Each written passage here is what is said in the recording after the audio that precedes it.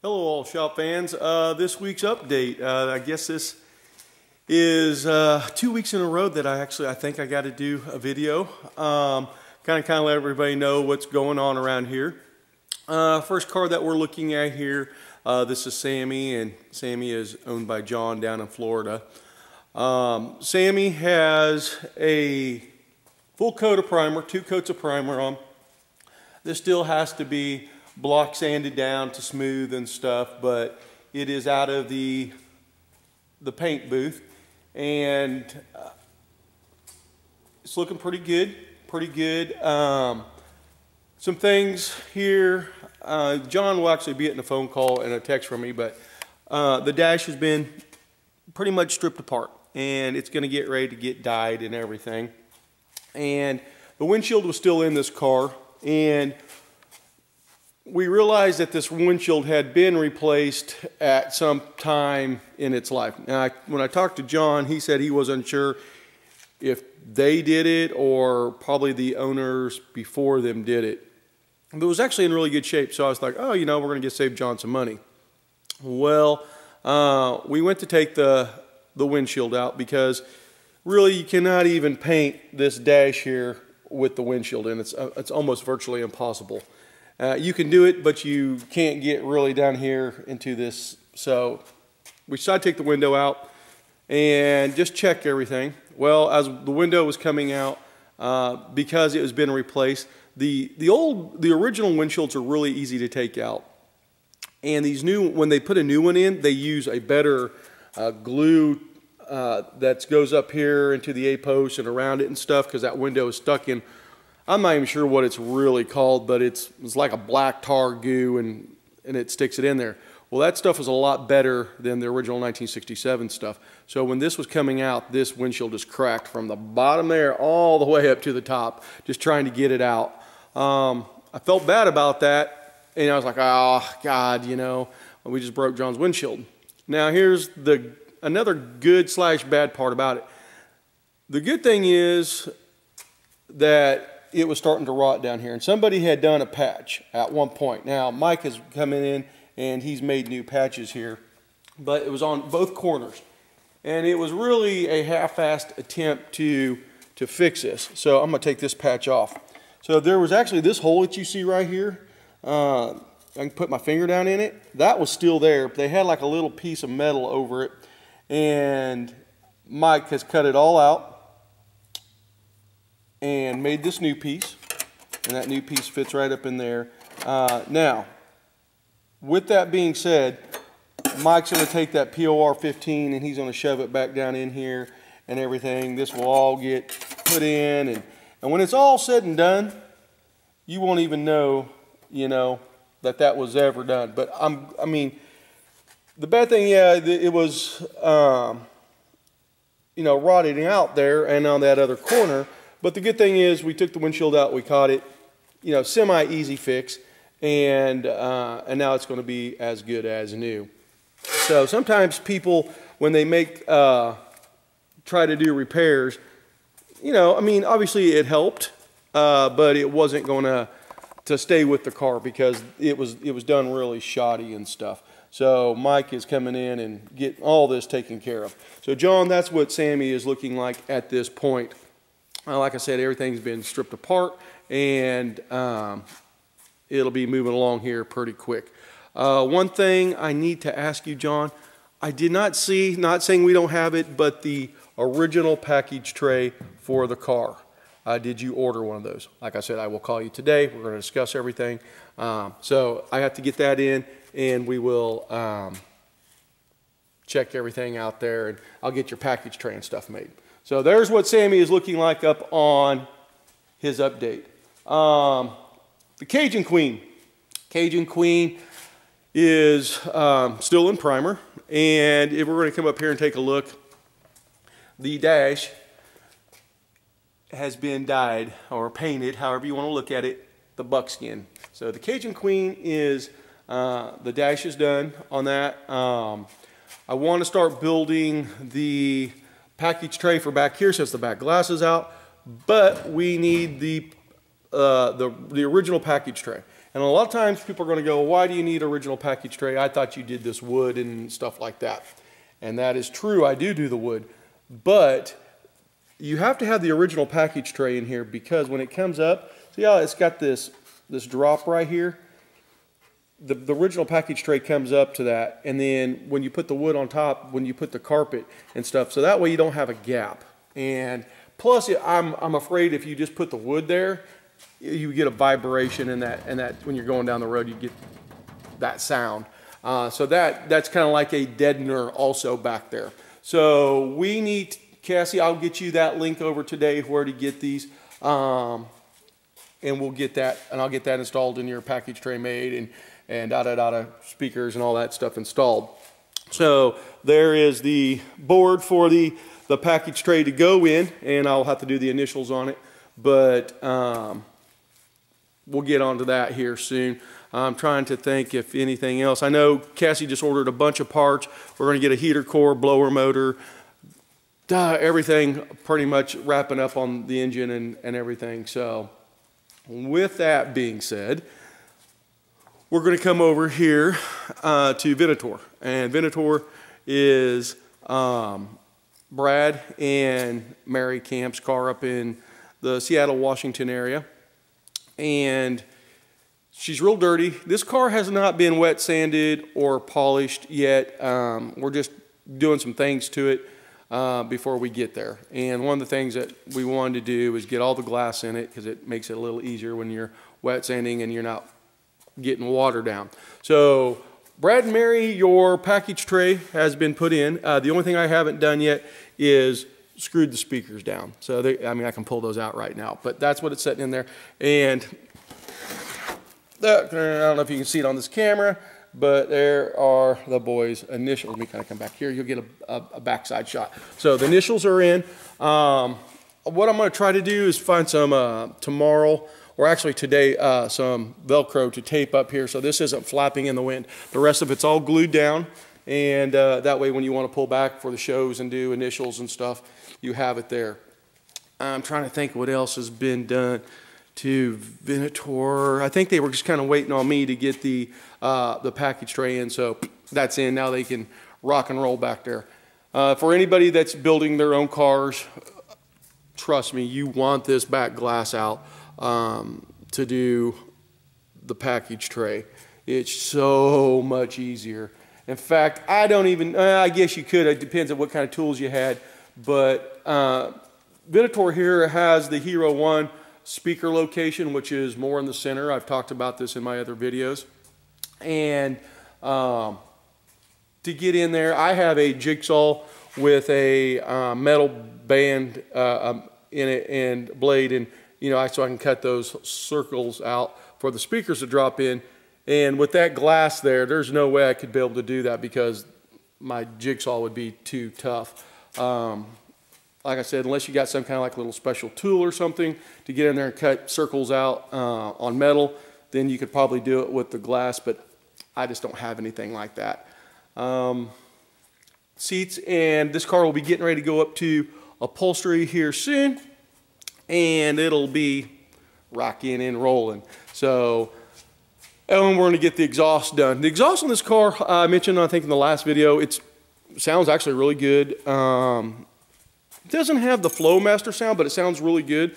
And Brad said, well, you know what, why take out something that's really good and they'll just replace it later. But we are going to get the exhaust tips to come out the back, because right now they kind of, they're not, I don't know if we can even see them over here. So, yeah, they kind of, right there, it's coming down, and it's just kind of shooting out by the rear tire, but underneath the car, instead of the stock location where it actually came out here to the side, and stuck out a little bit. And that's why these quarter panels rotted out so much, because of that exhaust. So anyway, there's that on Venator. Of course, Joe sitting here, Matthew's car, having really got to touch it. Brandy is being wet sanded and polished, and she's back over there. Don's been, working on that car, seems like, well, all week. Once it's finished getting wet sanded and polished, it's getting backed up right into here. And my goal is Moose, who's over next door, will be coming over and getting a weapons box also.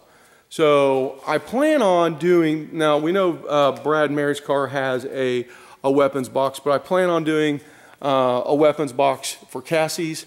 It'll be Moose, John's, and Brandy, those 4. And I'm just going to make them all at once because it's so much easier to do that. So let's see what else. Last week, oh, I know, I did not make a video on the party at the Supernatural party.